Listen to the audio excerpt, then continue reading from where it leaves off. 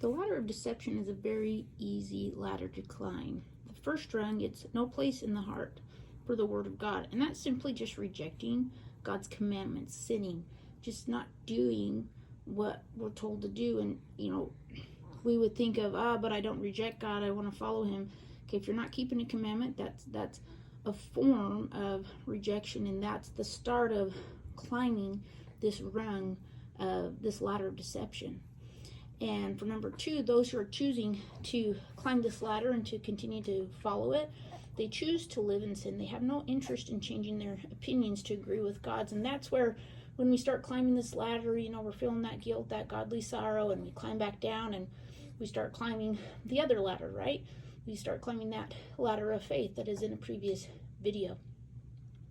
But those that are just, they don't want to climb the ladder of faith, here they are climbing the ladder of deception. And as they come along here, they wander forbidden paths, ways that God tells us they do things and say things that God would tell us not to do. And continuing on here, they work in secret and in darkness. We know that God does not do any works in darkness.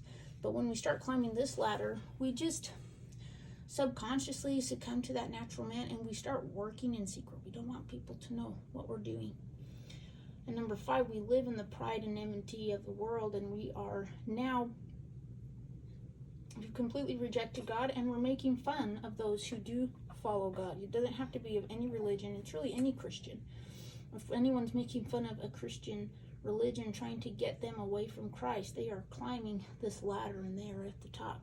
And all this leads us to the great and spacious building. If you read in the Book of Mormon in 1 Nephi chapter 8, you learn all about this. And this is the ladder of deception.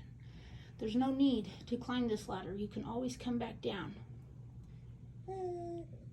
I invite you to learn of Christ. Go to learnofchrist.com, subscribe and like so you can get more videos like this. Thanks.